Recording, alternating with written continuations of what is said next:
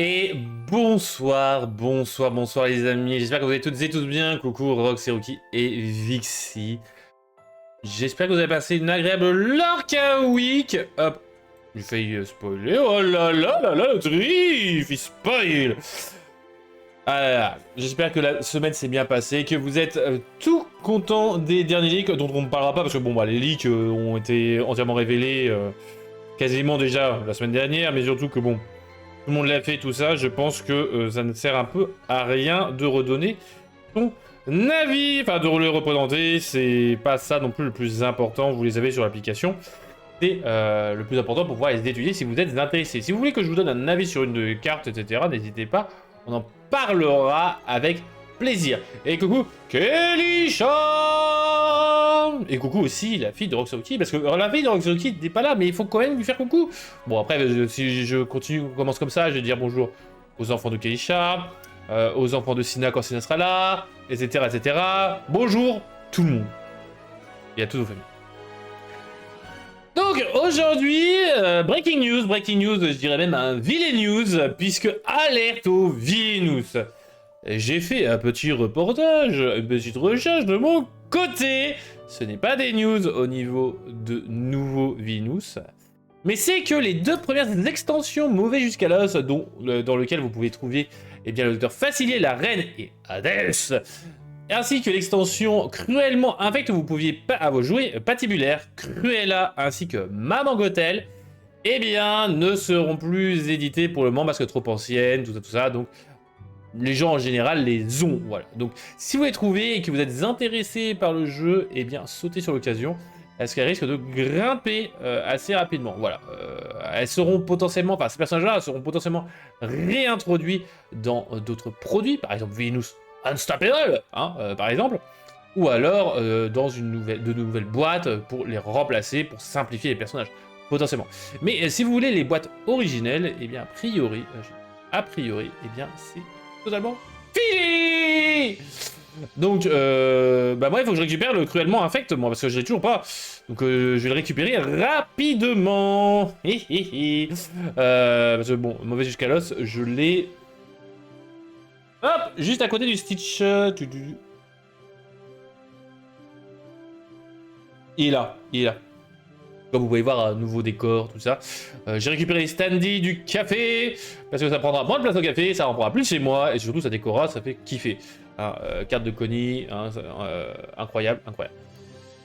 Parlons par contre donc, maintenant de l'Organa. L'Organa, oui, mais pas de leak. On va parler non pas des reveals, on va parler surtout eh bien, d'une tier list des légendaires. Je crois qu'on en avait fait une, mais il y a très longtemps, et donc on va donner des notes à nos petites légendaires préférées de ce set. Et j'ai pas prévu, évidemment, je devais préparer ça. Le texte, hop. Nous serons des notes sur 10. Oh, ça change rien. Oh, j'aime bien. Hop. Hop. Bon, on met des notes sur 5. Ah, note sur 5, c'est chiant. Sommes-nous d'accord? Hop. J'ai un texte. Hop, j'ai caché là. Hop, on n'a pas vu, on n'a pas vu, on n'a pas vu. Donc on va mettre une note sur 5, ça sera très bien, voilà. On peut mettre du S, du A, etc. Mais je pense qu'une note sur 5, c'est quand même pas mal. Hop, ah non, c'est visible. Alors, commençons par le commencement, donc le tac. Prêt à tenter sa chance, donc 4, ancrable, 0 de force, 4 de volonté, Titan à 2, donc légendaire Dreamborn, héros avec son armure en châtaigne, on va chercher le nom, en bug de châtaigne. Donc durant un défi, je vous rappelle, à vos personnages infligent des dommages avec leur volonté à la place de leur force. Et là, et ben juste pour ça. Alors d'ailleurs, pour vous, ce serait quelle note? D'ailleurs, pour vous, ce serait quelle note cette légendaire? On va faire une petite note entre vous et moi, vous voyez. On va un peu discuter du pour et du contre. Moi, je trouve que, sachant qu'elle a 0,4, donc son effet est très intéressant parce qu'elle infligera 4 de dommages. Elle est ancrable, elle quête à 2. Bon, on prend hors le fait que ce soit attaque, on prend hors le fait que le design est magnifique, parce que tous les designs sont magnifiques, on a l'habitude maintenant. On va essayer de réfléchir au niveau de la méta, au niveau de la mécanique, tout ça. Moi, perso... Bon, alors, sachez que moi, personnellement, j'aime pas tac, j'aime pas tic, j'aime pas tic et tac, voilà, c'est clair, net, précis. Bon, il faudrait que je regarde un peu les épisodes des Rangers du risque, mais... moi, j'avoue que... Ah, il y a beaucoup de potentiel, hein. Il y a beaucoup de potentiel. Parce qu'on se rappelle, très intéressant pour l'ajout de mécaniques différentes, mais ça reste ok, je trouve, car c'est assez fragile. Alors, c'est assez fragile, je suis d'accord avec toi, Keisha. Il suffit juste de lui donner hors d'atteinte, et là, tranquille ou pilou. Le truc étant que, tac, je trouve très intéressant pour, par exemple, du jaune-gris, où on se rappelle des starters qui ont genre, j'ai une bêtise, 3 de vie, et qui est à 2. Enfin voilà, c'est des trucs, des dingueries qu'il y avait à l'époque. Excusez-moi. J'ai pas eu le temps de me mute, voilà, c'est magnifique. Donc, moi je le trouve très intéressant, je suis d'accord avec toi. Mais je le trouve pas si fragile que ça. Faut le mélanger avec la bonne couleur par contre.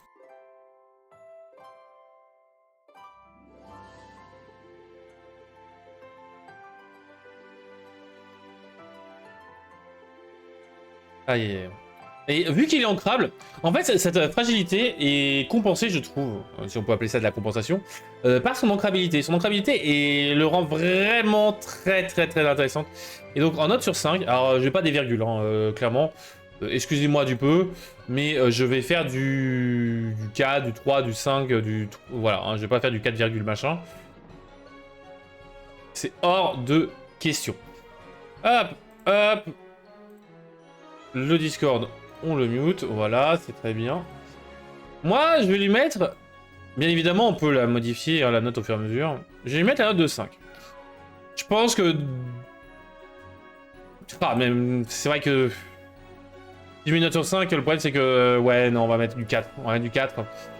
Et c'est un... Ok, ça pourrait être un peu mieux.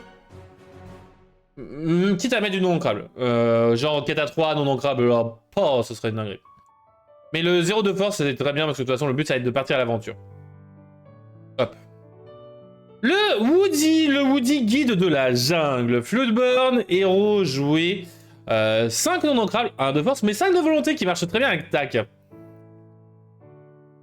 Je suis pas sûr, je pense que c'est moins niche que toi, quoi. Enfin, moins niche que ça, déjà. Mais en tout cas, on est d'accord sur le 4, c'est cool. Donc le Woody, Alter 3, qui est en A2, chaque fois que ce personnage est envoyé à l'aventure, piochez une carte. Ensuite, vous pouvez jouer gratuitement un personnage coûtant 2 ou moins. Vos autres personnages joués gagnent 1 de volonté. Alors, bon, c'est un dessin magnifique de Joachim Von Goul, on apprécie Joachim Von Goul, tout ça, tout ça. Hello, Sidna, comment qu'elle va? Alors, on va dire bien évidemment coucou, tout le monde de la famille de Sidna, tout ça, coucou, voilà. Il faut qu'on fasse coucou à tout le monde à chaque fois. Allez, j'espère que tu vas bien et que toute la famille va bien. Ah, pub, d'accord. Le Woody, alors il vaudra pas 4. Clairement, pour moi, c'est pas un 4. Bon, déjà, c'est un personnage que j'aime pas non plus, donc c'est bien. On commence avec les personnages que j'aime pas, c'est cool. Ce que je trouve dommage, c'est que c'est une carte pour un deck chien. C'est Dogs, mais version jouée. Le gros problème étant que jouer est dans des couleurs que je trouve pas forcément viables post-rotation. Enfin, soit vert, soit rouge. Je trouve que la partie jouée jaune n'est pas assez bonne, du moins pour le moment, bien évidemment. On ne sait pas ce qui se passera dans le set 13, mais je trouve que petite cette tier list. Comment ça, petite cette tier list? J'ai pas encore fini. J'ai pas fini, voyons. Donc je trouve que ce Woody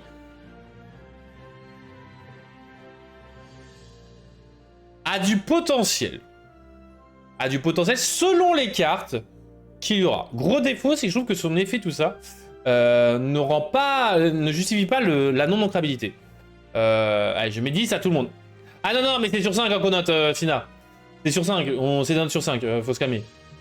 Ouais, c'est 4 sur 5, tout ça. C'est pas du 10. Le Woody... Alors désolé pour ceux qui sont fans de Woody. Mais pour moi, c'est un 2.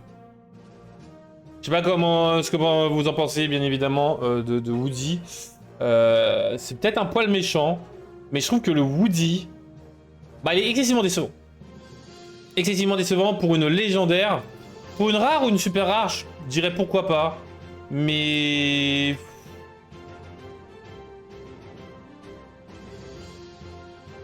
En fait, ce qui serait intéressant de le jouer, ce serait de le jouer par exemple avec le buzz d'éclair. Sans spoiler ni rien. Le problème, c'est que c'est une non ancrale, le Woody. Le buzz d'éclair est une non ancrale. Ça vous fait que déjà les légendaires, bah, vous en avez déjà 8 cartes que vous avez jouées en non ancrale, donc vous n'avez plus la place pour vous faire tuer revenu, tout ça. Enfin voilà, il va falloir réfléchir un peu sur ça. Donc je trouve que pour le moment, et je dis bien pour le moment, oui je vais être méchant vers Woody, mais je trouve pas assez bon. Un petit peu en dessous de la moyenne. Enfin, comme j'ai dit, je vais pas des 2,5 tout ça, Sénat. Et aussi pour la rediff. Pour moi le Woody c'est un 2,5, si vraiment on doit vraiment mettre des notes, tout ça. C'est un 10, c'est... Je sais pas où le mettre, quoi. Il est ni bon ni mauvais, il est moyen. C'est clairement le non ancrable, il quête à pas beaucoup, enfin pas beaucoup. Pour le moment, parce que malheureusement, c'est un Alter 3, mais on n'a pas des masses de Woody. Intéressant qui fonctionne avec lui. Donc, en gros, il faut considérer que c'est un Woody 5. C'est un 5 non ancrable. On oublie l'Alter. Bon, ce serait même pas une Alter dans ce cas, ce serait un 1, voire un 0. Mais vraiment, j'ai vu tourner un deck joué jaune-rouge et c'était intéressant. Pas méta, mais suffisamment solide pour s'amuser et ne pas perdre d'office. Ouais, pour moi, justement, c'est rouge la meilleure decklist au niveau de jouer. Je vais y réfléchir de mon côté au niveau de jouer. Clairement, je pense que ça sera rouge. À voir si ça sera vert-rouge ou jaune-rouge. Je pense que je serais plus intéressé par du vert. Mais bon, pourquoi pas. Hello Donald le boss. Et coucou à toute la famille de Donald le boss aussi. Bien évidemment, j'espère que vous avez profité de votre Lord Week, bien évidemment. Mais c'est ça, ça peut tourner le Woody. Mais on va pas le jouer en x4. Il est sympa. Vous allez jouer. Dans jouer. Mais... Enfin, quand vous jouez jaune, bien évidemment. Mais... Oh. Voilà, c'est tout. C'est tout. On va parler de Blanche-Neige rayonnante comme le matin qui se trouve là. Je vais essayer de faire dans l'ordre de mon téléphone, parce que ça va me saouler sinon. De jongler tout ça. Pour ceux et ceux qui reviennent en retard, voilà, vous avez rien raté. On est en train de faire la tier list. On a juste fait une annonce sur les Vénus. J'inviterai à regarder la rediffusion au tout début, n'hésitez pas. Blanche-Neige, donc rayonnante comme le matin. Dreamborn Hero Princesse, 3 en crabe, pas cher. 2 de force, 3 de volonté, on aime bien. On a de la volonté 4 à 1, ça on aime moins bien. Mais chaque fois que ce personnage est envoyé à l'aventure, vous pouvez choisir l'un de vos personnages 7 nains et le renvoyer dans votre main pour piocher une carte. Et ça c'est bon parce que le deck 7 nains commence à devenir très bon, surtout en infini, avec ce genre de carte là. En plus de cela, durant le tour de vos adversaires, lorsque ce personnage est banni via un défi, renvoyez cette carte dans votre main. Donc l'avantage c'est qu'elle se recycle elle-même, mis à part gestion par des cartes comme foudroyant d'un éclair, etc. etc. Alors, le deck Blanche-Neige et 7 nains, tout ça, enfin, le deck licence a du fort potentiel. Alors en infini, je pense que jaune-violet, ça va la casser les culs. Je ne parle pas en infini parce que les notes seraient différentes bien évidemment. Clairement. Je pense que TAC vaudrait carrément un 5 sur 5 en infini. Mais en standard, Blanche-Neige. Attention, le deck 7 nains, comme j'ai dit à un de mes amis qui adore la licence, le problème étant qu'actuellement vous êtes obligé de jouer violet-gris. Pour 2 sets en plus. Les 7 nains sont pas viables parce que malheureusement, c'est chaque année on a juste un set de 7 nains. Et ça, c'est un gros défaut de la tribalité des 7 nains. Donc pour ceux qui ne connaissent pas, c'est en gros l'ensemble des cartes 7 nains. Donc je trouve que Blanche-Neige malheureusement ne sera pas forcément viable en standard. Vous me dites bien évidemment si vous êtes d'accord sur les notes que je donne, c'est des notes sur 5 bien évidemment. Et Keisha, j'attends ta note aussi sur Woody. D'ailleurs Donald etc bien évidemment, je veux vos notes, on va faire les moyennes bien évidemment. Blanche-Neige, alors elle vaut pas 2, je trouve qu'elle est bien meilleure que Woody. Très clairement. Parce qu'elle fait piocher, vous renvoyez des nains alors qui vont coûter pas trop cher, donc qui vont avoir des effets quand vous les jouez. Imaginez par exemple prof, donc vous repiochez. Donc je trouve que la mécanique est assez intéressante. Mais malheureusement, elle va perdre un point par rapport au TAC parce que malheureusement ça marche avec les 7 nains. Majoritairement, vous n'êtes pas obligé. Ouais, Woody c'est un 2,5. On est d'accord, c'est un 2,5, mais on met pas de 2,5, donc si on doit vraiment donner des notes sans virgule, c'est plus un 2 qu'un 3, quoi. Je dirais même que c'est plus un 2,4, c'est pour ça que je vais plus arrondir, mais voilà. Mais clairement, c'est vraiment une note moyenne. Blanche-Neige, elle est un peu au-dessus, voilà, c'est pareil, c'est un 2,6, quoi, c'est pas non plus... Wahoo. Mais en vrai, ça c'est bien. Encore une fois, je note pas l'illustration, le personnage, tout ça, sinon Tac n'aurait pas ce 4. Et Blanche-Neige n'aurait, je pense pas, non plus ce 3. Mais ça c'est parce que c'est un avis personnel. Les dessins sont magnifiques, hein, toujours une fois, encore une fois. Hein, je critique pas les dessins, je ne ferai clairement pas mieux. Donc à vous de me dire ce que vous en pensez de Blanche-Neige sur 5, ce qu'elle vaut. Moi je pense qu'elle vaut un peu plus que moi. C'est pour ça que je suis pas un grand fan des notes sur 5, parce qu'en fait c'est toujours chiant. On va être un peu cantonné. Mais je pense que c'est assez... Vu qu'on a un assez faible panel, je pense qu'on va tomber facilement sur des bonnes notes. Au pire cas, on modifiera de nouveau le Woody, il n'y a pas de souci. Louisa Madrigal, pendant que vous me donnez votre avis sur la Blanche-Neige. La Louisa Madrigal grimpeuse sur d'elle. 5 ancrables. Oh, let's go de l'ancrable. 6 de force, 4 de volonté, qui étant à 1. Alors, elle va pas fonctionner très bien avec tac, hein, parce que bien évidemment, on préfère infliger 6 que 4 de dommages si on doit taper. Alter 3, un alter assez faible, et ça c'est cool, parce que bah, de base, c'est 5. Alter 3, on n'a pas le Louisa On n'a pas le Louisa, contrairement à Woody. C'est pour ça que l'Alter 3 est très intéressante, surtout qu'on a une petite Louisa. Donc ça, c'est très cool. Bah, j'avoue que Blanche-Neige, j'ai du mal à dire. Mais avec le peu d'informations qu'on a, je dirais que c'est un 3. Bah, c'est à cause du flou, voilà, on verra ce que ça donnera. Bah oui, ça, donc Alter 3, qui est flou de borne allié Madrigal, qui est à 1, en payant 1 d'encre. Et donc, vous pouvez répéter cet effet-là. Et ça, c'est intéressant.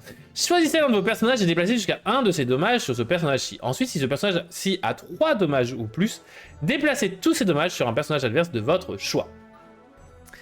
Et ça, c'est cool. Alors, le gros défaut, bien évidemment, c'est que vous allez faire du 1 par 1. Donc, c'est-à-dire que vous allez payer 3, en gros, pour déplacer des dommages. Boum, et dégager les dommages adverses. Ce que je trouve intéressant, c'est que c'est du soin. Elle prend sur elle, elle a 6 de force, la coquine. Je trouve que c'est assez bien dosé. C'est clairement assez bien dosé. En plus de cela, c'est pas trop pété. Ce serait trop pété, elle aurait plus que 5. Hein. Voilà, les overkill, faut leur mettre un 6.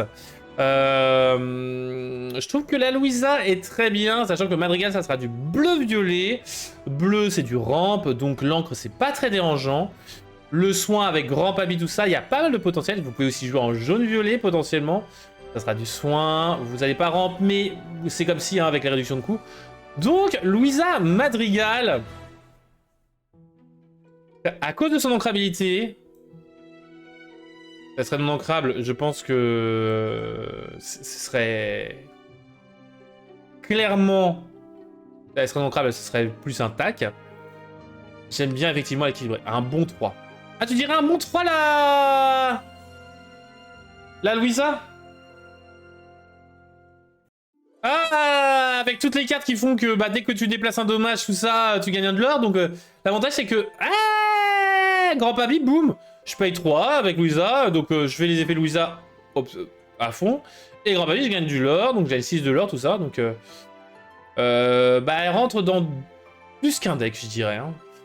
Déjà, il y a jaune-violet ou bleu-violet. Je pense qu'elle pourra remplacer facilement le chat aussi dans certaines decklists. Parce que boost c'est sympa, mais bon, boost c'est pas non plus le truc. Sachant qu'elle peut aussi elle-même défier, donc défier, se prendre 2, boum. C'est pas si mal. Moi je mettrais un bon 4, hein, clairement. Un bon 4. Alter 2 ce serait 5. Ah, je suis pas forcément d'accord sur le chat. Le chat, c'est pareil, c'est dans un seul deck, hein, vraiment. Parce que le problème étant que le chat, bah, parce que j'ai joué chat, hein, j'ai joué le deck boost. Le deck chat, si tu veux vraiment abuser, faut mieux jouer vert-violet ou bleu-violet. Le truc étant que si tu joues dans un autre deck, ça va faire comme la Cendrillon. La Cendrillon légendaire, bah tu l'as fait qu'une seule fois. J'exagère, le chat c'est pas qu'une seule fois. Donc je trouve que Louisa c'est pas mal, hein. Louisa c'est vraiment bien. Donc je vais juste revoir un truc d'ailleurs entre temps. Je vous en l'air mes recherches. Ouais, c'est bien ce qui me semblait, c'est que c'est un boost 2, hein, le chat, donc tu payes 2 pour déplacer jusqu'à 2 dommages sur un autre personnage. L'avantage, c'est que tu peux en abuser un peu plus de Louisa, alors que le chat cheshire, c'est qu'une fois par tour que tu peux le boost 2. Dans un deck autre que vert-violet ou bleu-violet. Donc je trouve que c'est bien meilleur, le Louisa. On peut déplacer facilement 3 de dommages. Donc je trouve que c'est plus intéressant pour ce niveau-là. Pas de beaucoup plus, hein, je dis pas le contraire, mais j'y arrivé, oui. Clairement, c'est pour moi la légendaire qui vaudrait le coup de coûter 15 milliards. Mais je peux comprendre, je peux comprendre. Et encore une fois, le Alter 3 n'est pas très dérangeant puisqu'on a une petite Louisa à 1, donc c'est pas très dérangeant.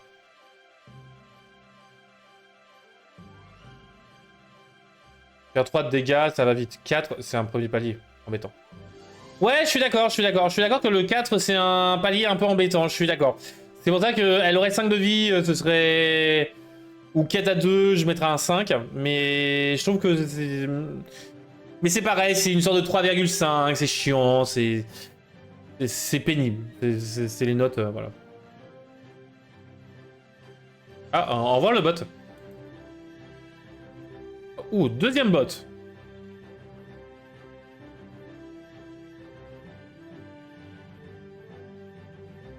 C'est bon les bots? On se calme? Donc voilà, 3-4, c'est plutôt pas mal, je trouve. Après, on reste toujours dans les mêmes idées. Je sais pas ce que vous en pensez les autres, hein, parce que bah, vous écoutez, vous regardez tout ça, mais Donald, Sina, Roxy Rookie, Elixir... Ah ouais, non, mais 5 de volonté, ce serait beaucoup trop pété, on est d'accord. Moi, je trouve qu'elle est un peu trop sous-estimée, cette Luisa, et... Son ancrabilité, tout comme le chat, hein, les rend très très très intéressantes, hein, vraiment... À voir ce que ça donnera. Passons à la reine déguisement sournois. Alors, ça sera pas un 4, hein, je vous préviens de suite, c'est juste que je copie-colle. 4 ancrables, 5 de force, bonne force, 3 de volonté, qui étant à 1. De toute façon, on est toujours à peu près dans la même zone, hein, avec Elisha, c'est cool. À un point près, le problème c'est que, encore une fois, on est note sur 5, on ne fait pas de virgule ni rien, donc c'est un peu normal que nous ayons un pseudo désaccord là-dessus. C'est une marge de manœuvre assez normale. Donc cette reine qui est storyboard méchant, reine mage, qui étant à 1, déjà, ok, elle a pas mal de force, pas beaucoup de volonté, tout comme un peu Louisa, hein, elle a un petit défaut. Je trouve que 3 de vie, c'est vraiment... Vraiment dommage. 3 de vie, c'est tellement gérable de différentes manières.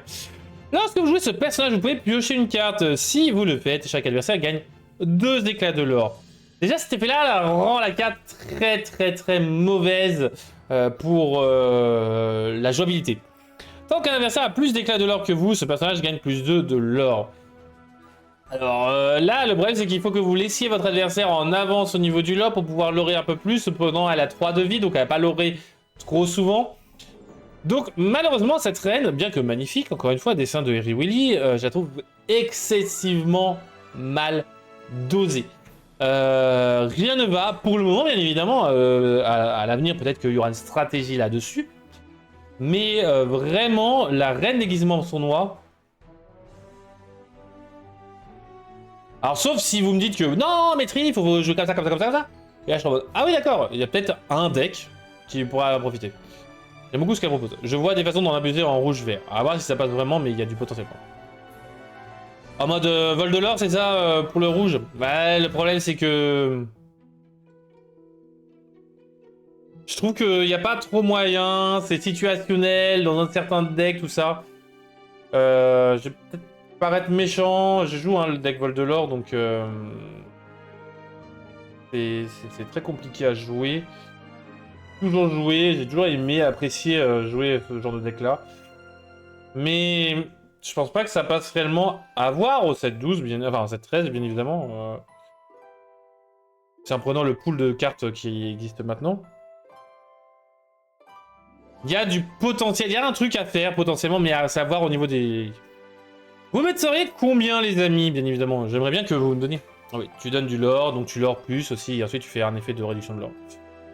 Ouais, mais je trouve que c'est trop sensible. Je trouve que c'est beaucoup trop sensible. C'est... Ouais, c'est niche, mais je trouve amusant, je suis d'accord. Hein, alors, je fais au niveau méta, bien évidemment. Au niveau amusement, etc., oui, je kifferais la jouer, bien évidemment. Ça, c'est mon perso. Moi, si je pouvais, je jouerais tous les persos, mais malheureusement, c'est un peu compliqué.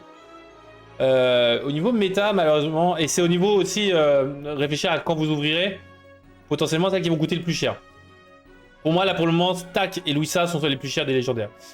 Et pour le moment, je dirais même que c'est Tac sur le moment qui est le plus cher. Sur celle qu'on a vue, bien évidemment. Moi, je pense que la reine, malheureusement, ça sera l'une des moins chères. Elle vaut un 1. Elle vaut pas un 0, elle est pas nulle, hein, parce que heureusement, elle est ancrable.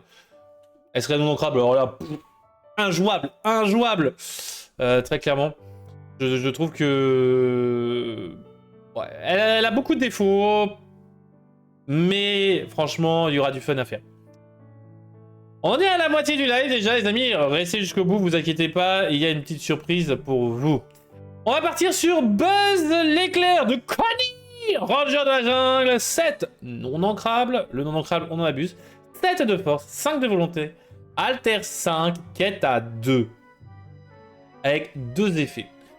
Alors les stats sont corrects. Bon, le non ancrabilité déjà, 7-5, c'est un peu pénible à voir au niveau des effets. Lorsque vous jouez ce personnage, vous pouvez renvoyer dans votre main une carte action coûtant 7 ou moins de votre défausse. Et là, rien que ça fait que l'effet est très intéressant. Vraiment, c'est excellent cet effet-là de vous jouer, vous récupérez n'importe quelle action coûtant 7 ou moins. C'est vrai, mais c'est quand même excessivement dingue. Mais elle a un autre effet cette carte, c'est que chaque fois que vous jouez une action, choisissez un personnage qui gagne plus 1 de l'or pour le reste de ce tour. Et là, avec tu es revenu, tout ça, alors là, ça va faire des dingueries. Tu es revenu, je redresse, enfin, je joue Buzz l'éclair, je récupère tu es revenu. Prochain tour, je joue Buzz, enfin, je pars à l'aventure avec Buzz l'éclair. Donc je gagne 2, je fais tu es revenu, je redresse Buzz l'éclair, effet de Buzz l'éclair, il requête à 3 cette fois-ci. Donc je trouve qu'il y a vraiment des dingueries à faire. Gros défaut, encore une fois, c'est du non-ancrable. Mais vraiment, je pense que c'est pas mal. Donnez-moi votre note, ça m'intéresse, hein, vraiment, donnez des nombres, hein, plus petits que 5, bien évidemment. Moi, je pense que Buzz l'éclair, ça sera un bon 4. Je pense que vraiment, il y a des trucs à faire. C'est comme le... c'est l'équivalent du Maui de Miroquin, hein, il y a des dingueries. L'avantage, c'est que contrairement au Maui de Miroquin, c'est qu'il est non ancrable, c'est qu'il le rend beaucoup moins fort, beaucoup moins stable. Alors, est-ce que ce sera plus un 3 ? C'est peut-être un 3,7 quoi, mais bon, encore une fois, je reste pas sur les virgules, l'approximatif, ce qui fait qu'on peut aller plus vite là-dessus.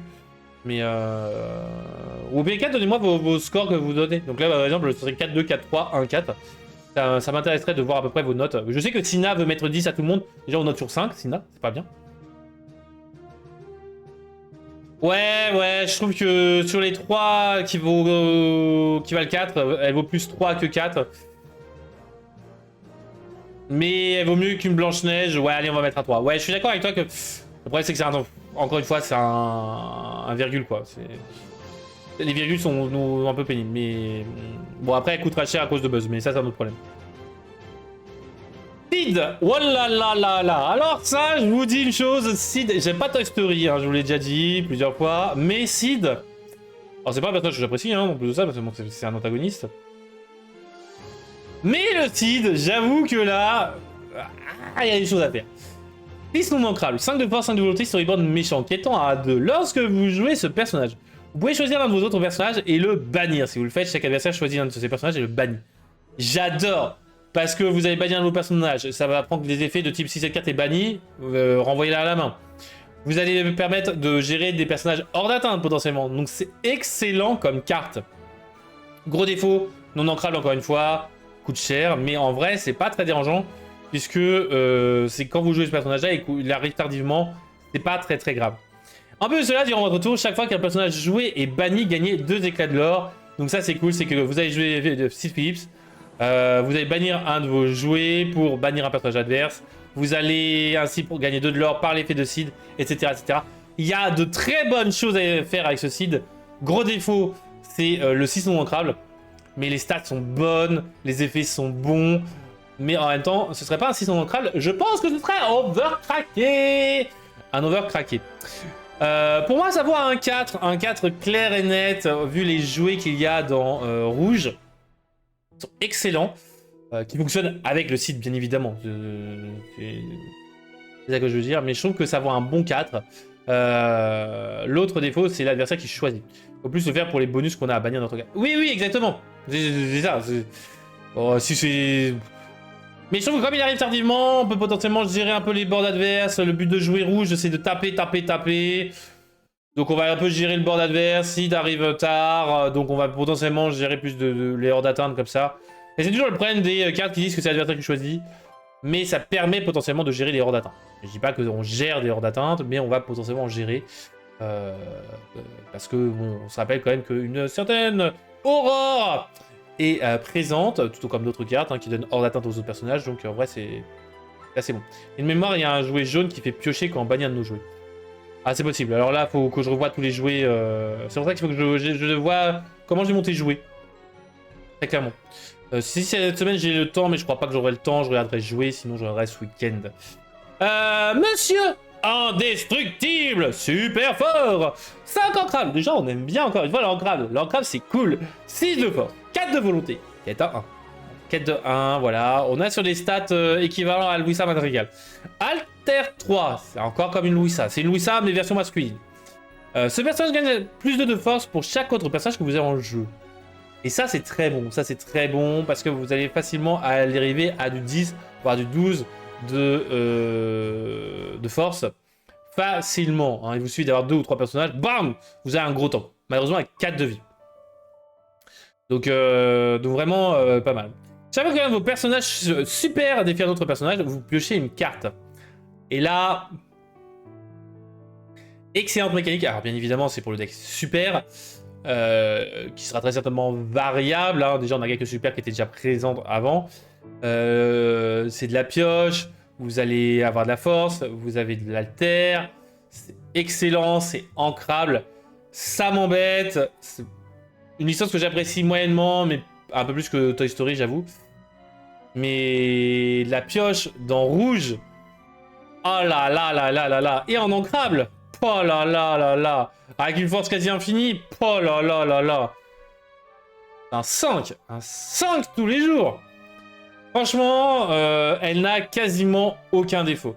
Alors c'est plus un 4,5 ou un 4,9 qu'un 5. Hein, c'est pas un 5 pile, mais on arrondit. Monsieur Indestructible. Oh là là là là. C'est incroyable. Il y a dinguerie à faire. Donc vraiment, quasi rien à dire. Quasi rien à dire. Donc on va très certainement jouer dans Rougerie ou dans Viouge. Donc très très bonne carte. Et vous me dites hein, si vous êtes d'accord ou pas du tout d'accord, hein, bien évidemment. Si vous dites non, attendez, monsieur, c'est du vent. On discute, on débat, on dialogue, bien évidemment. Mais voilà, moi je pense que Monsieur Indestructible, c'est pour le moment l'une des meilleures légendaires qu'on ait. Mais ce n'est pas la meilleure. On a Kida. Kida, élu du cristal. 8 ancrables. Alter 6. Elle est chère, Kida. Magnifique dessin. Hein. 7 de force. 7 de volonté. Quête à 2. Vu le cost, j'aurais préféré un peu plus de stats, mais bon. Elle est ancrable, vous allez me dire, oui. Lorsque vous jouez ce personnage, chaque joueur peut placer jusqu'à 5 cartes de sa défausse dans sa réserve d'encre face cachée et épillée. Je n'aime pas du tout cet effet-là. C'est le même genre d'effet que... Oui, l'enchanté, bah, magnifique. Non, bah, ça, le design, on va pas juger les designs. C'est... Je serai ton meilleur ami en perso. C'est nul. Parce que vous allez faire l'effet... Mais c'est l'adversaire qui va en profiter. Vous allez lui donner 5 d'encre, potentiellement. C'est beaucoup trop fort. Kida, déjà, premier effet, nul. Elle a un deuxième effet. On l'étudie, bien évidemment. En payant 7 d'encre. Ah, donc logique, bien évidemment. Il fallait qu'on récupère un peu d'encre. Et on peut répéter l'effet. Regardez les 2 premières cartes de votre pioche. Ajoutez-en une à votre main et placez l'autre sous votre pioche. Madame Kida. Alors, certes, vous êtes une princesse, donc pour le deck princesse, ça peut être sympa. Qu'est-ce que vous avez fumé, bon sang? Le deck, je gagne du lore en rampant, ça ne marche plus. Alors, il peut y avoir des mécaniques, bien évidemment, à l'avenir qui pourraient fonctionner, un peu comme la reine. Mais pour le moment, il n'est pas du tout viable. La reine, il y a un monde. Voilà, elle peut être jouée en fun, tout ça. Kida? Kida? Mais Kida? Alors, je vais faire le mathématicien. Parce que j'aime pas mettre à 0, et là, Sida va dire que je suis méchant. Je vais être un epsilon. Mais un epsilon positif. Hein. Donc, 0,1, quoi. Nul! Nul! Alter 6 en plus. Alors, bonne chanteuse, on dira pas non. Mais bon... Ah mais c'est ça, hein, c'est rédhibitoire, donner 5 d'encre à l'adversaire. Sauf que c'est même pas vous qui choisissez si l'adversaire le fait, c'est lui qui choisit. Hein. Donc c'est... Waouh, c'est énorme. Après, c'était pas rédhibitoire si c'était par exemple Alter 2, tu vois. Un Alter 2, 8 ancrables, tous les jours du monde, mon ref. D'excellente chanteuse, madame. Excellente chanteuse. Là, vas-y, là, je te mets un 5, tous les jours du monde. Parce que T2, boum, je joue une grosse chanteuse comme ça. Donner 5 d'encre à l'adversaire, bah, il pourra pas parce qu'il aura quasiment pas d'encre. Mais vraiment, c'est excellent. Ça aurait été excellent. Là, beaucoup trop tard, madame. Donc, rédhibitoire, c'est une erreur. C'est une erreur, elle a raté son truc. Passons à Ursula von der Leyen. Non, pas du tout. C'est Ursula conclut un marché. Magnifique dessin de Jared Matthews. Alors, franchement, j'irai jamais assez. Les artistes sont incroyables. J'aurais jamais cru voir une Ursula comme ça. Ah, c'est magnifique. 3 ancrables. Ah, du 3 ancrables. Ancrable. Dreamborn, méchant, mage. Pour méchant, c'est sympa. De 2 force, 4 de volonté. Alors, je serais bien avec tac en plus. Quête à 1. Ah, dommage. Mais après, c'est un T3, donc ça va. Lorsque vous jouez ce personnage, et chaque fois qu'il est tombé à l'aventure, choisissez un autre personnage qui gagne plus 1 de l'or pour le reste de tour. Donc c'est à peu près soutien. Mais sans être soutien, parce qu'en plus ça, c'est quand vous la jouez, vous faites l'effet de soutien. Enfin, soutien, mais pour le lore, quoi. Pas de force. Je trouve que cet effet-là de boost, excellente carte. Ursula a un certain potentiel si la rampe ne se fait plus de T2. Très clairement. Très clairement, c'est exactement ce que je me dis, et pour moi, elle a un excellent potentiel. Parce que, sur le deuxième effet, à la fin de votre tour, si deux personnages étaient épuisés, choisissez l'un de vos personnages, elle-même incluse, et placez-le dans votre réserve d'encre face cachée et épuisée. Je l'aime beaucoup, contrairement à la Cendrillon. Cendrillon qui avait, waouh, beaucoup trop été hypé pour moi. Parce que déjà, non ancrable, et c'est uniquement quand vous allez jouer une princesse, vous allez ancrer, piocher. Alors, bah, piocher, c'est quand même sympa. Mais vous allez faire qu'une seule fois, parce qu'en règle générale, vous n'allez pas jouer princesse. Sauf les joueurs princesse, mais bon, voilà. Là, c'est dans tous les decks bleus. Les decks bleus, la rampe, c'est excellent. Elle a un petit défaut, en effet, c'est un T3 ancrable, mais en vrai, elle aurait pu être T2 non ancrable, alors là, ça aurait été une dinguerie, ça aurait valu un 5. Là, Ursula, je trouve que... alors, on va lui mettre une surcote potentielle. Mais pour moi, ça vaut un 5. Ça vaut clairement un 5. Après la rotation. Hein, faut prendre en considération que là, c'est potentiellement après rotation. Ouais. Il va y avoir un truc qui va avoir mal. Donc, le ramp, on va pas qu'on trouve d'autres choses au bout d'un moment. Hein. Très clairement. Elle est en dessous de Monsieur Indestructible. Bien évidemment.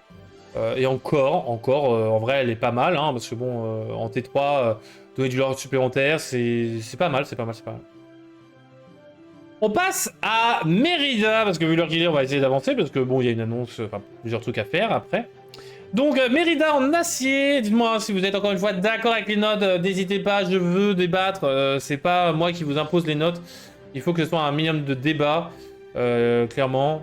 Bon, alors si c'est juste pour dire « Ah, Kida, mon perso préféré !» Oui, alors elle est magnifique, c'est un simple personnage sympa, mais la carte est elle-même nulle, hein, je précise, c'est au niveau de la carte. On se moque que ce soit un personnage quelconque. Bon. Et si, entre guillemets, quand c'est un full board, il faut prendre en considération, est-ce qu'il existe des personnages de ce nom-là. Mérida, archère redoutable. Donc, Storyborn Hero Princesse, c'est une 5-3-5 non ancrable, qui étant à 2. En acier, c'est pas déconnant, clairement. En non ancrable, pourquoi pas, mais les effets sont intéressants. Lorsque vous jouez ce personnage, vous pouvez renvoyer dans votre main une carte action nommée triple flèche de votre défaut. C'est ça, c'est cool, l'action triple flèche est très sympa. Donc déjà, voilà, pourquoi pas, ça fait un peu penser au fameux pirate, enfin, au fameux Captain Crochet qui recycle allumer les mèches, tout ça, c'est vraiment sympa. Chaque fois que l'une de vos actions inflige des dommages à un personnage adverse, infligez 2 dommages à ce personnage-là. Donc, en vrai, très très cool. Le problème, c'est que ça ne va... si on a de la résistance à gérer, le problème, c'est que bah, on va essayer d'infliger... J'ai une bêtise. Résistance 2, j'inflige 2. Ah bah non, j'infligerai rien. Donc Mérida ne va pas prendre. C'est pareil, c'est que s'il y a résistance 2, j'inflige 3. Super, je vais pouvoir réinfliger 2. Bah sauf qu'il y a résistance qui va pousser. Je trouve que Mérida est un poil surcoté. Pas de beaucoup. À voir au niveau de la méta, là aussi. C'est un peu comme le buzz d'éclair, c'est à voir la mécanique qui pourront s'en dégager. Mais je trouve qu'elle vaudra un 3 parce que malheureusement les résistances vont commencer à faire très mal. À ce là il y a de plus en plus de résistance, malheureusement. Surtout en infini un peu ça. Donc voilà, dernière légendaire, et on en aura fini avec cette chronique. Waouh. Madame Indestructible, sauveteuse déterminée. Voilà, en dessous de Monsieur Indestructible. Donc une 7 ancrable, coûte un peu plus cher que Monsieur Indestructible, mais bon, on trouve meilleur que Monsieur Indestructible, mais j'ai jamais été très joueur rouge. Ouais, mais moi j'étais plus joueur rouge que joueur acier, donc voilà, mais... Moi je trouve que Monsieur Indestructible peut gérer facilement les personnages résistants, alors que Mérida non, donc... Je sais pas. Les stats et son effet, pour moi, je trouve un peu trop dangereux. Mécanique un peu tardive. Après, c'est un deck princesse, donc peut-être princesse bleu-gris, peut-être. On va voir. Peut-être que ça vaut un 4, peut-être que je suis méchant au niveau du 4. Mais enfin, que ça soit un 3 et pas un 4. Bon, allez, on va peut-être mettre un 4. Allez, on va mettre un 4. J'ai pas mis beaucoup de 4, donc ça va. 4-4, ça va. Maintenant, instructif, donc, Alter 5. 4 à 3. Oh, vos personnages ont une résistance 1. Qu'est-ce que je viens de dire? Donc en vrai, déjà, le 5-4, vos personnages ont une résistance 1, c'est très bon. Déjà, mon indestructible, rien que pour ça, déjà, elle vaut une très bonne note. La 4 à 3, c'est excellent. 7 en crabe, c'est excellent. Alter 5, c'est très bien. Mais en plus de ça, on rajoute du sucre dans le sucre. Durant votre tour, chaque fois qu'un autre personnage est banni via un défi, le vôtre ou l'adversaire, vous pouvez choisir un personnage super et le redresser. Si vous le faites, ce personnage-là ne peut pas être envoyé à l'aventure pour le reste de ce tour.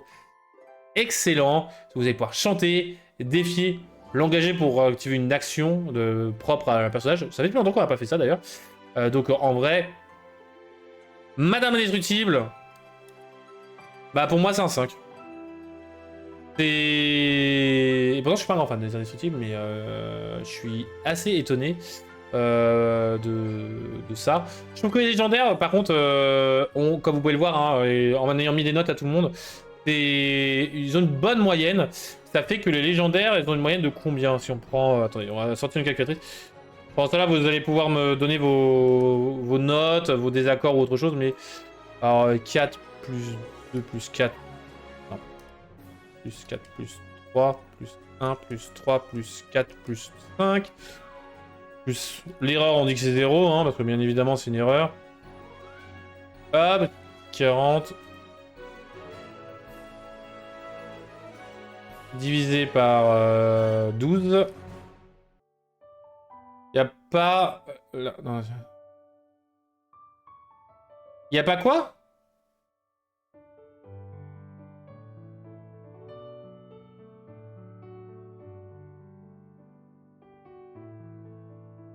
Je pense que pour le moment, elles ne vont pas forcément trouver leur place, mais ça prépare bien la rotation.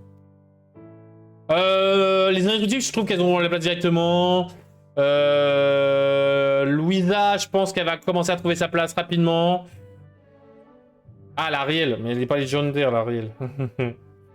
En vrai, ça nous donne quand même un... T'inquiète. En vrai, je trouve que, avec mes notes, ça fait une moyenne de légendaire de 3,3. Donc on est bien au-dessus quand même de la moyenne, hein, de 2,5. Donc en vrai, 7 vraiment très bonne. Hein, très bon. Donc, moyenne de... Hop, on va mettre la moyenne juste ici à côté. Hop.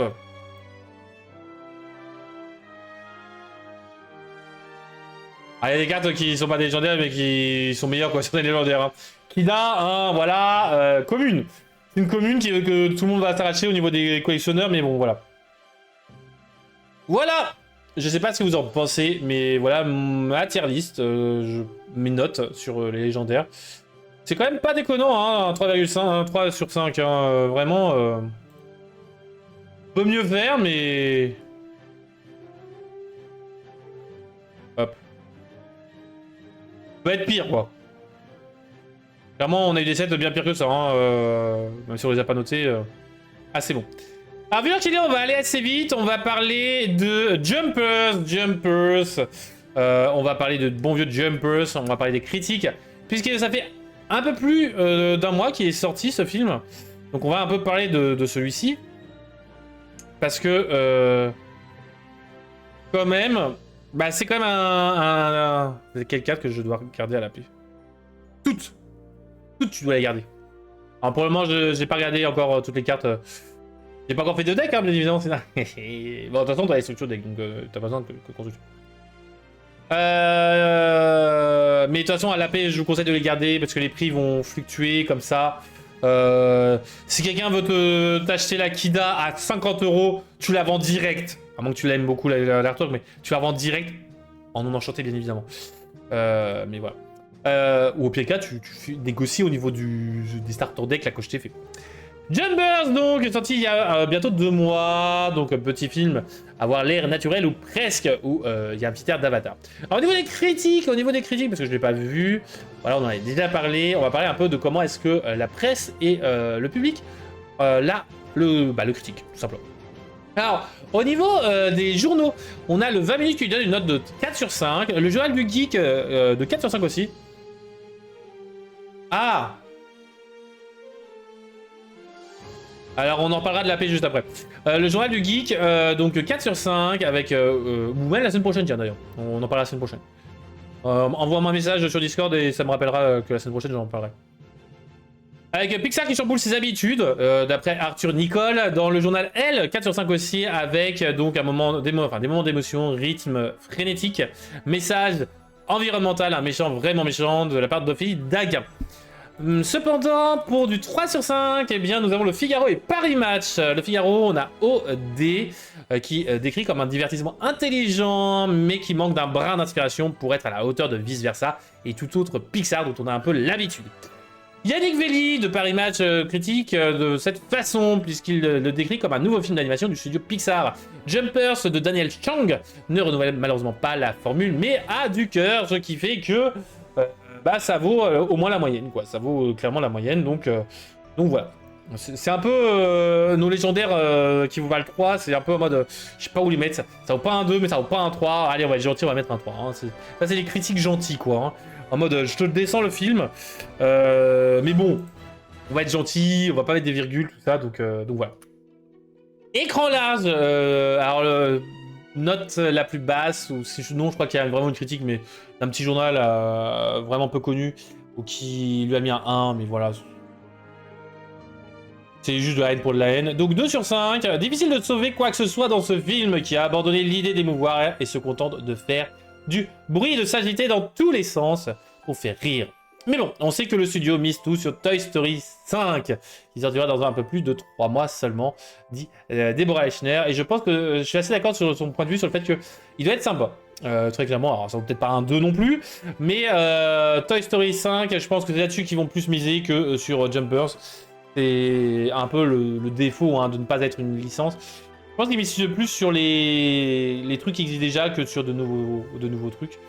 Donc je suis assez d'accord sur le fait là-dessus, mais j'ai pas vu donc je vais pas me donner un avis.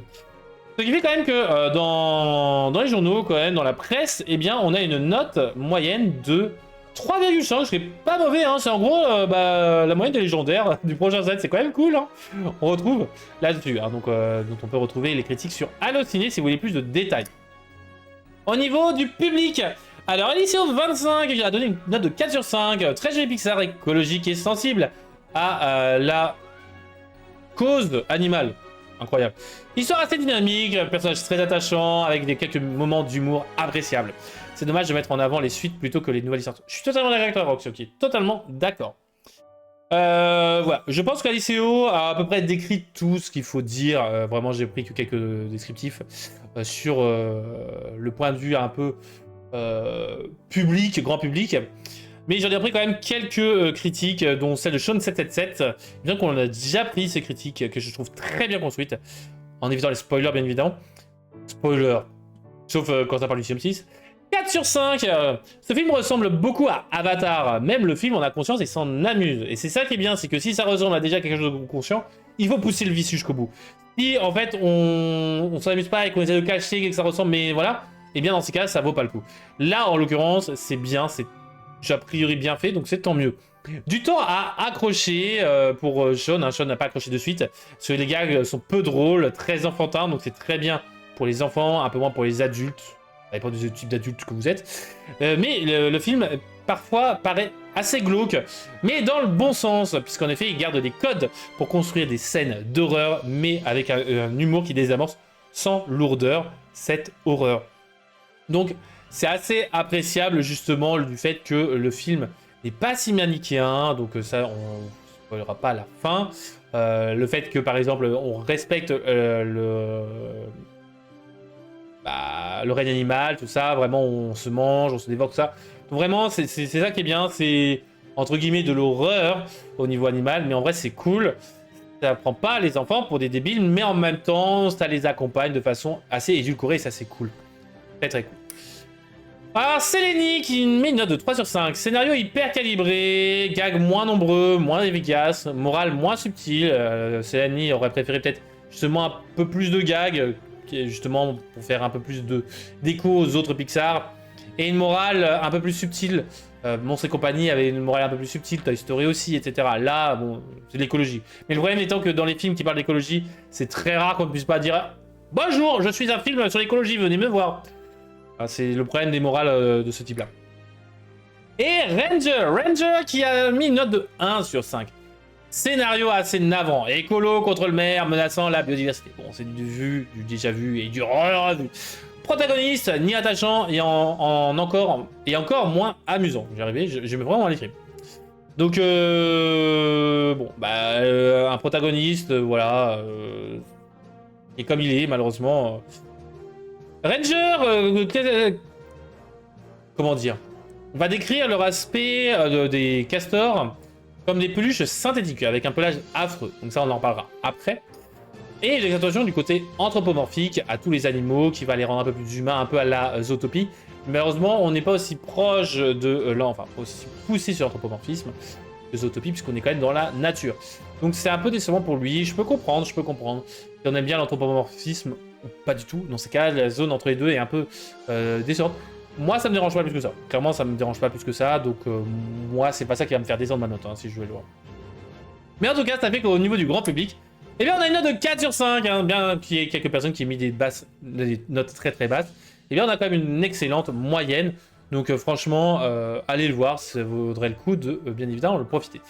Et alors, on va essayer de voir à peu près au moins une critique de Ranger. Hein, donc, on peut facilement voir, sans être spoilé, sans aller voir le film. Au niveau de côté donc pelage des castors. Donc si on regarde les castors donc en haut de Jumpers et qu'on compare avec les pelages, tout comme les non, je suis pas allé voir, non pas du tout. Je vais le voir sur, enfin, je sais plus clairement. J'ai pas de time. J'avais déjà oublié que c'était la semaine dernière, enfin l'année dernière, le mois dernier. Hein. Je pensais que c'était début du mois, mais même pas. Et donc on a les castors en bas, en réel, dessiné tout ça. Je trouve quand même que leur pelage est... Ok, bon bah il y a le robot, tout ça, mais c'est normal, c'est un robot. Donc c'est pas si dérangeant que ça. Et l'autre castor face à soi, bah ça se voit. Bon, il a un petit côté marmotte, mais en même temps, je vais pas être méchant, hein, mais un castor et une marmotte, c'est à peu près le même animal. Bien à peu près, c'est pas totalement le même animal, mais bon, vous m'avez compris quoi. Ce sont des rongeurs, cherchez le nom. De taille moyenne. Je sais même plus si ça s'appelle des gros rongeurs ou des tailles moyennes, ceux-là. Pas un expert des rongeurs, les amis. Donc, vraiment, je trouve qu'il abuse un petit peu. Après, chacun son avis, bien évidemment, mais bon, voilà. Alors, il est quelle heure? 54. Oh là là là. Eh ben, on va aller assez vite sur la prochaine chronique parce que bon. Ah, on en parlera peut-être la semaine prochaine de ça. On va aller à l'heure bourse pour qu'on puisse aller avancer vite. L'heure qu'il est. L'heure bourse. On va parler du l'heure bourse. On va parler donc du prix des légendaires suite aux annonces et à l'approche plutôt de la rotation. Alors, Winter Spell, on a une rehausse de Hana Sifi Family, bien évidemment, le deck soin qui devient très intéressant. Donc, soigner, piocher, tout ça, ça va devenir très bon. Vaiana qui va descendre de 1 euro, de 15 à 14 euros. Et la Angel qui passe à 25 euros. Décevant, cette petite Angel, vraiment décevant. Mais voilà, on a maintenant plus que des cartes qui sont dans le deuxième stade. Toutes les autres restent en dessous de 5 euros. Avec quand même une proéminence, surtout Canada à 4 euros et Rox à 3 euros. Le premier chapitre, on a une rehausse de réponse, donc quelques achats de la réponse en Infinity, bien évidemment. Là, ça va devenir très fort, la réponse. De 10 à 12 euros. La Stitch de 7 à 6 euros, une petite baisse, et le reste stagne aussi. Rise of Floodborn, on va avoir une baisse de Mufasa, mais le reste stagne. Hein. C'est vraiment le set qui stagne le plus. Into the England, c'est vrai qu'il y a lui aussi, mais on a une petite baisse de Kida, hein, de 3 à 2 euros. Et une rehausse de Robin des Bois de 2 à 4 euros. Étonnant. Le retour d'Ursula. Donc là, ce qui va potentiellement subir la rotation, hein, plutôt. Le Diablo qui se fait acheter hein, de 7 à 8 euros. Le petit passage du prix le plus bas que vous pouvez trouver sur 4 market en français. Ciel scintillant, on va avoir une rehausse de la Clarabelle Floodborn. Voilà, quelques achats sont passés par là de 8 à 9 euros. Sinon, tout est dans la zone bleue. Tout est bleu dans le ciel scintillant. Mère Azurite, on a juste une hausse de Isma de 10 à 11 euros, ça c'est quelques achats. Sinon Maui reste à 13-14 euros. Tiana à 8 euros et en dessous de 5 euros tout le reste, c'est très sympa. C'est ça qui est bien leur cabos, c'est que des fois c'est des chroniques qui vont très rapidement, comme là, c'est des semaines assez creuses. Île d'Arcadia, quant à elle, eh bien on a une rehausse de Balthazar Pixo de 4 à 5 euros et le Bagheera de 2 à 3 euros. Ah, c'est bon vieux Bagheera qui reviendra en force, très certainement. Mais à voir. On a toujours le Tamato à 10 euros et tout le reste c'est en bleu elle aussi. Dernier set, le règne de Jafar qui ne passera pas à la rotation. Donc, quels sont les prix de nos légendaires? Eh bien, nous avons que des prix en bleu. C'est vraiment le set qui ne bouge pas, qui stagne. Pas une seule carte dont le prix varie. Déçu choqué. Mais bon, au moins vous pouvez acheter des lilos rouges. Fabuleux. Allez, là, le premier set qui reste fabuleux. Et bien là, on a de la variation, de la variance. L'histoire de la vie qui passe de 5 à 7 euros. Très bonne chanson, hein, très clairement. Le Site Surfer de 6 à 5 euros. Le Hades de 8 à 7 euros. Le Robin des Bois de 2,50 € à 3,50 €. Hein, on va rester sur le même genre de prix. Hein, sur les Robin des Bois, c'est normal. Ils se suivent, c'est comme le Hades. Et par contre, le Dumbo, il passe de 30 à 26 euros. Commence à devenir très intéressant d'être acheté. Malheureusement, il n'y a pas beaucoup d'insaisissables qui sont ressortis. Il y a plein d'insaisissables qui vont partir. Donc malheureusement, Dumbo ne sera pas forcément viable pour le moment, mais du moins pour le moment. Donc, et puis surtout, il y a d'autres mécaniques bien plus intéressantes que Dumbo à l'heure actuelle dans Violet. Et puis c'est une licence qui n'est pas forcément appréciée. On le sait très bien.